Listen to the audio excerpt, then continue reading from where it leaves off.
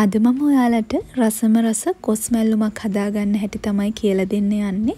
ගොඩක් අය කොස් මැල්ලුමක් වගේ දේවල් හදාගන්න දන්නව ඇති. හැබැයි මේ ක්‍රමයට ඔයාලා කලින් හදලා නැත්නම් ඔයාලට පුළුවන් try කරලා බලන්න.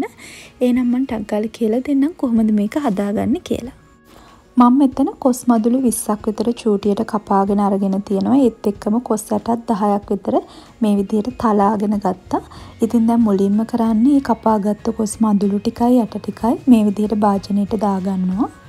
මම මුලින්ම කරන්න හදන්නේ මේ කොස් ටික හොඳට තම්බ ගන්න එක. ඉතින් ඒකට මම හොඳ පාටක් ගන්න ඕන හින්දා කහ කුඩු ටිකක් සහ රස අණුව ලුණු එකතු කර ගන්නවා. දැන් මම මේ කොස් ටිකට වතුර එකතු කරගන්න යන්නේ. ඉතින් වතුර මේස් හැඳි දෙකක් විතර තමයි මම එකතු කරගන්නේ. මොකද වතුර වැඩි කරගන්න බෑ. තැම්බෙන කොටත් වතුර ගතිය වැඩි වෙන්න බලනවා. ඒ හින්දා පුළුවන් තරම් අඩුවෙන් වතුර එකතු කරගන්න.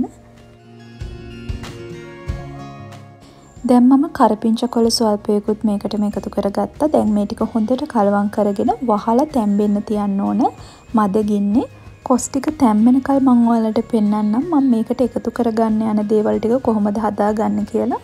ඒකට මුලින්ම මේ විදියට ගාගත්ත පොල් කෝප්පයක් භාජනයකට එකතු කරගන්න.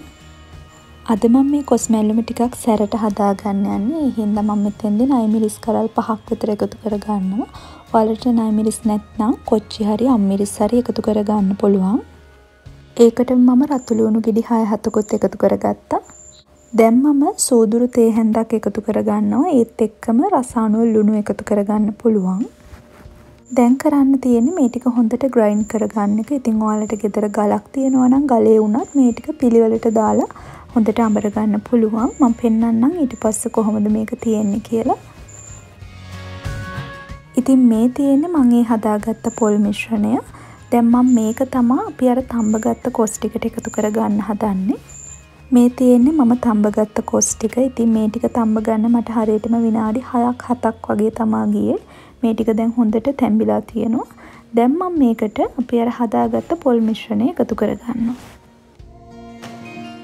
ඉතින් මේ වෙලාවේදී ලිපේ ගින්දර හොඳටම අඩු මට්ටමේ තමා තියෙන්නේ. මොකද කොස්සලත් වතුර ටික හොඳටම හිඳිලා තියෙන නිසා පොල් ටික විතරක් නේ අපිට මලව ගන්න ඕනේ. ඒ හින්දා අඩු ගින්දරේ මේක හොඳට පොල් ටික එකතු කරලා කලවම් කරගන්න තමා තියෙන්නේ. ඉතින් මේ විදිහට හොඳට පොල් ටික මැලවෙනකල් විනාඩියක් දෙකක් විතර අඩු ගින්දරේ තියාගන්න.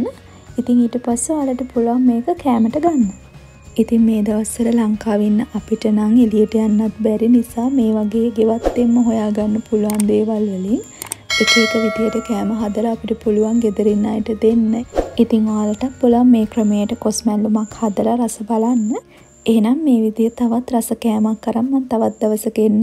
මතක ඇතුව channel එක subscribe කරලා තියාගන්න. ඔයාලට සුබ දවසක්.